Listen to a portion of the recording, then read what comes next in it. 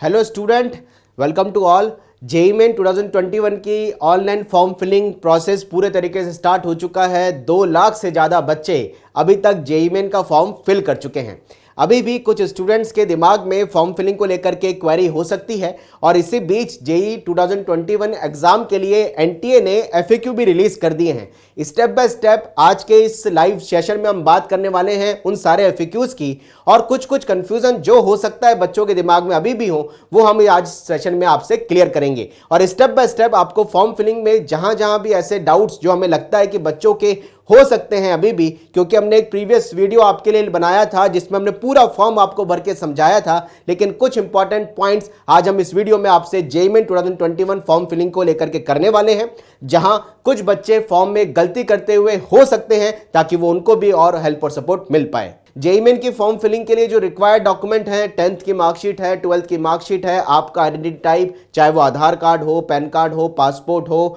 12th का admit card हो, या फिर आपका पैन कार्ड के अलावा भी कोई भी ऐसा गवर्नमेंट आईडी प्रूफ जिसमें आपका फोटोग्राफ हो, ये आप अप्लाई करने के लिए यूज कर सकते हैं। आपके पास अपना जो फोटोग्राफ है, फोटोग्राफ के लिए हम स्टूडेंट को ये जरूर सजेस्ट करेंगे कि उसका फोटो में जो फेस है, फेस 80% हो और दोनों जो उसके ईयर हैं वो विजिबल होने चाहिए। यानी फोटोग्राफ को आपको नया खिंचवाना है। हम कई बार देख रहे हैं कि बच्चों पुराना फोटो यूज कर रहे हैं, तो सभी को ये कहना चाहेंगे फोटोग्राफ आप नया ले लें। फोटोग्राफ को नया लेने का इसलिए भी हम बोलते हैं क्योंकि आप फोटोग्राफ को जब आप फॉर्म में लगा रहे हैं, यही फोटो आपको काउंसलिंग के टाइम में जब कॉलेज में एडमिशन के लिए यूज होगा, साथ साथ जब आप जेईई मेन का या एडवांस का एग्जाम देने जाते हैं तब वो फोटोग्राफ आपको अटेंडेंस शीट में भी लगाना होता है। इसलिए फोटोग्राफ के लिए हमारा सजेशन आप सभी को ये है कि फोटोग्राफ में आपका फेस 80% जो कि मांगा गया है और दोनों ईयर विजिबल हो, बैकग्राउंड व्हाइट हो तो ज्यादा अच्छा रहेगा। फॉर्म को भरने के लिए आप नेट बैंकिंग से पे कर सकते हैं, डेबिट कार्ड, क्रेडिट कार्ड से अपनी फॉर्म की फीस के लिए अप्लाई कर सकते हैं। ये डॉक्यूमेंट्स आप सबके पास होने जरूरी हैं। आज इसी बीच जेईई ने वेबसाइट पर एफएक्यू यानी फ्रीक्वेंटली आस्क्ड क्वेश्चन भी रिलीज कर दिए हैं, जिसमें काफी कुछ क्वेश्चन ऐसे हैं जो बच्चों के रिलेटिवली क्वेश्चन के आंसर से ही वहां पर आए हैं, यानी वो एफएक्यू भी आपको एक बार देख लेना चाहिए। आज के इस वीडियो में हम आपको कुछ एफएक्यू में भी समझाएंगे जो बच्चों की क्वेरीज हैं जिनके सॉल्यूशन गवर्नमेंट ने दे दिए हैं। जेईई मेन की वेबसाइट को अगर आप ध्यान से देखें तो जेईई मेन की वेबसाइट पर फ्रीक्वेंटली आस्क्ड क्वेश्चन करके ऑप्शन आ चुका है। जब आप इस ऑप्शन को क्लिक करते हैं तो फ्रीक्वेंटली आस्क्ड क्वेश्चन आपके सामने डिस्प्ले होते हैं। पहली स्क्रीन जो हमारे सामने डिस्प्ले है, ये हमने इसलिए आपको यहां पर दिखाई है इसको कि यह बोला जाता है कि जो candidate name, father name, mother name,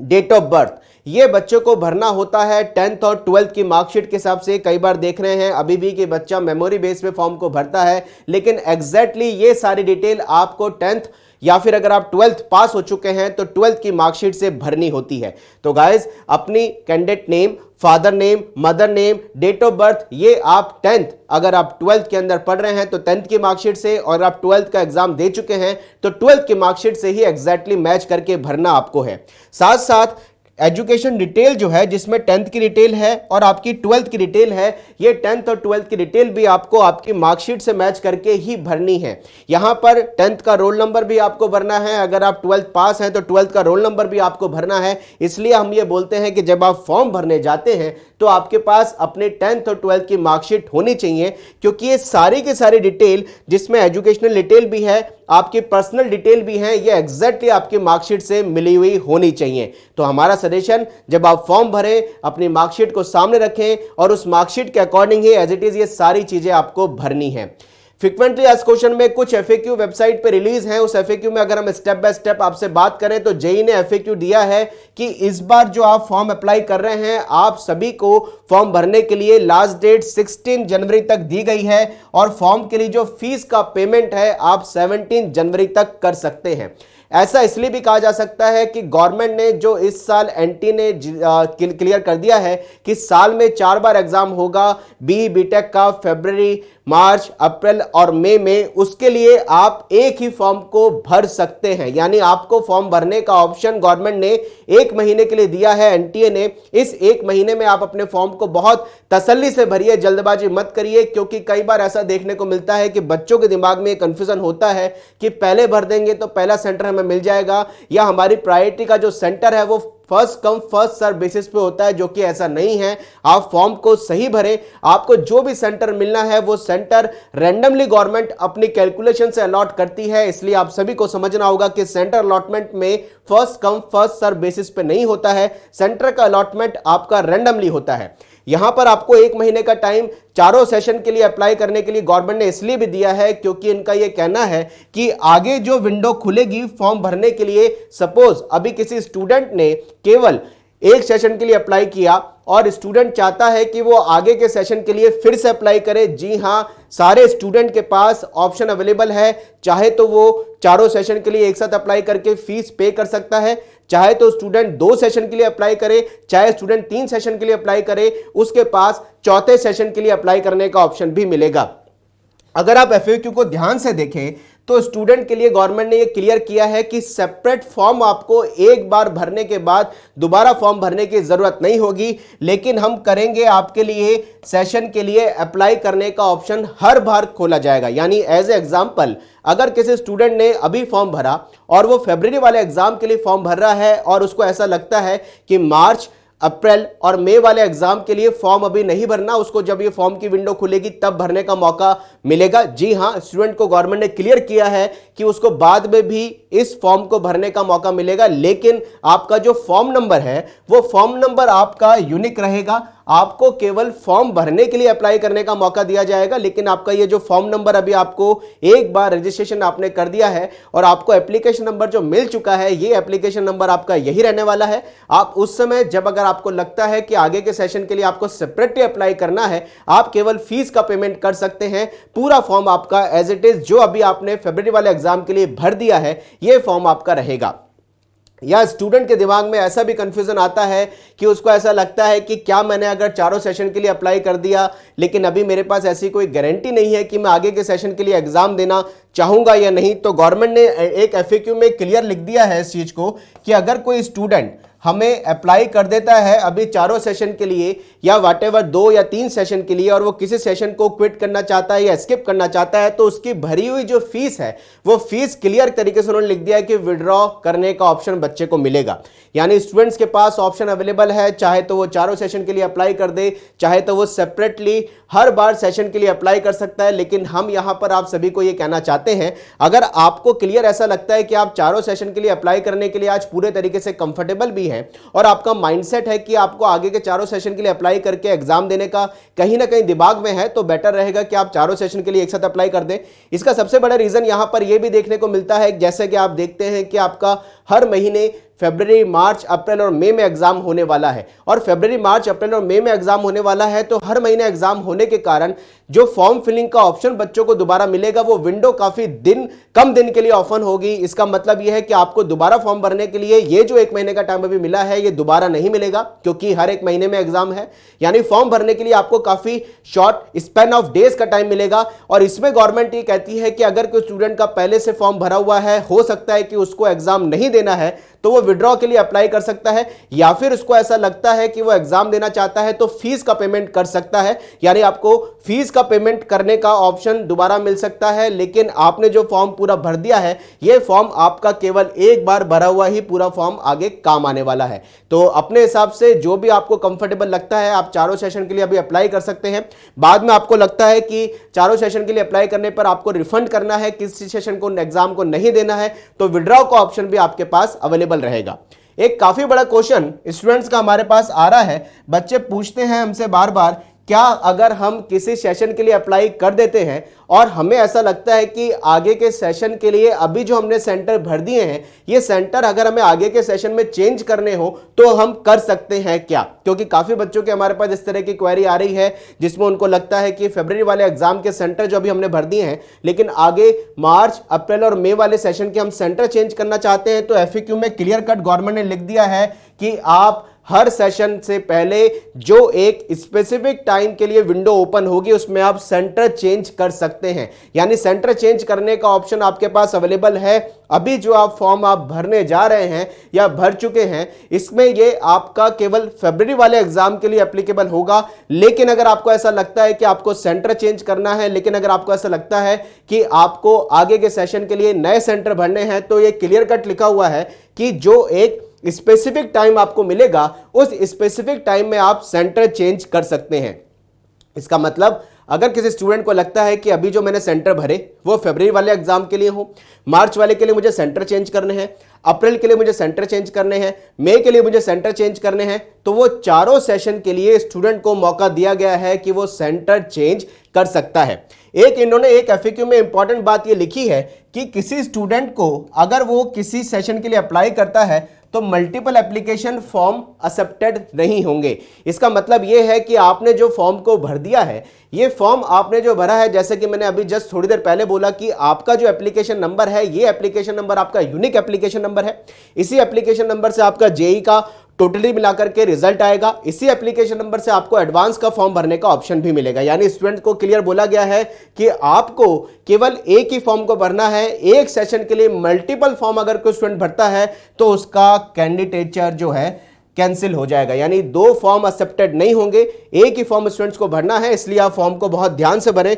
यह बहुत ज्यादा जरूरी है। एक इंपॉर्टेंट बात एक एफएक्यू में यहां भी इन्होंने हाईलाइट करी है, अगर आप चारों सेशन का एग्जाम दे देते हैं, कई बार हमें देखने को मिलता है कि बच्चा कंफ्यूज रहता है। जैसा कि आप सभी को पता है 2019 और 2020 के अंदर जेईई मेन का एग्जाम साल में 2 बार हुआ है और आपका हायर दोनों एग्जाम देने पर एनटीए स्कोर के हिसाब से आपके ऑल इंडिया रैंक जनरेट हुई। यानी आपको दोनों एग्जाम अगर आप दे रहे हैं, दोनों एग्जाम में से हायर एनटीए स्कोर के हिसाब से आपकी ऑल इंडिया रैंक निकलती है। तो ये इस बार भी क्लियर है कि आपकी चारों एग्जाम में जो एनटीए स्कोर 7 डेसिमल की परसेंटाइल के बेसिस पर डिक्लेयर होता है, वो हायर एनटीए स्कोर के हिसाब से आपकी ऑल इंडिया रैंक डिक्लेयर होगी। तो स्टूडेंट अगर चारों एग्जाम दे भी देते हैं तो हायर एनटीए के स्कोर के हिसाब से उनकी एआर डिक्लेयर होगी। इसका मतलब यह है कि आपके पास चारों एग्जाम का बेनिफिट अप्लाई करने का अवेलेबल है। तो आप चारों एग्जाम का भी दे सकते हैं। एग्जाम देने पर आपकी हायर एनटीए स्कोर के हिसाब से आपकी एआर डिक्लेयर होगी।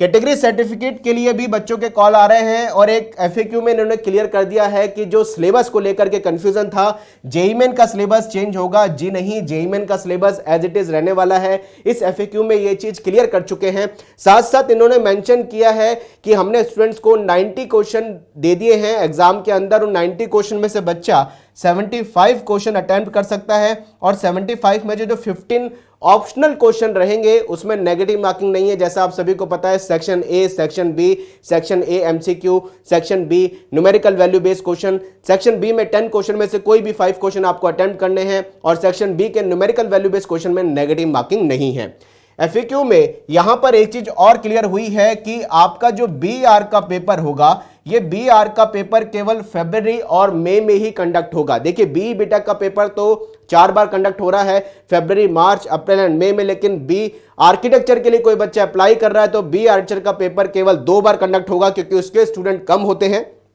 बी बीटेक के स्टूडेंट ज्यादा होते हैं। इसलिए बी बीटेक का एग्जाम जो है फरवरी, मार्च, अप्रैल और मई में हो रहा है और बी आर का पेपर केवल और केवल फरवरी और मई में कंडक्ट होने जा रहा है। तो ऐसे स्टूडेंट जो आर्किटेक्चर का एग्जाम देना चाहते हैं उनके लिए फरवरी और मई का ऑप्शन बी आर्क और बी प्लानिंग के लिए अवेलेबल है।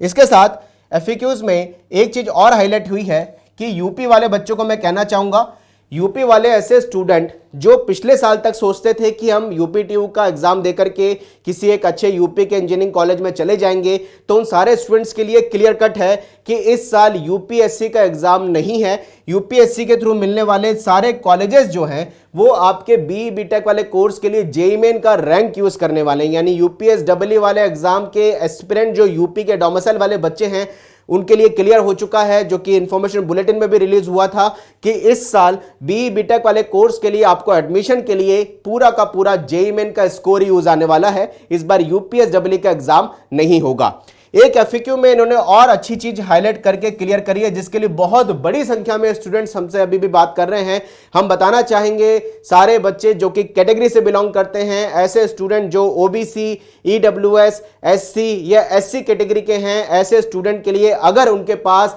अभी अप्लाई करने के लिए या फिर फॉर्म फिलिंग के टाइम में अपलोड करने के लिए अपना कैटेगरी का डॉक्यूमेंट अगर अवेलेबल नहीं है, तो उन स्टूडेंट्स के लिए गवर्नमेंट ने एक राहत दे दी है, क्योंकि इस बार पहली बार जेईई मेन का फॉर्म भरने के लिए कैटेगरी वाले बच्चों को सर्टिफिकेट अपलोड करने के लिए कहा गया है। और पिछले 5 से 6 दिन में कई बच्चे थोड़ा सा परेशान हो रहे थे, कोविड-19 पैंडेमिक के कारण बच्चे अपना डॉक्यूमेंट नहीं बनवा पा रहे थे। तो गवर्नमेंट ने अब आपके लिए एक अच्छा ऑप्शन दे दिया है। अगर आपके पास अपना ओबीसी, EWS SC ST का डॉक्यूमेंट नहीं है तो आप सभी को, इवन तक PWD को भी कह दिया है अगर आपके पास डॉक्यूमेंट नहीं है तो आप सभी एक सेल्फ अंडरटेकिंग देकर के फॉर्म को भर सकते हैं। ये सेल्फ अंडरटेकिंग देने के लिए गवर्नमेंट ने कह दिया है कि अगर आप सेल्फ अंडरटेकिंग देते हैं,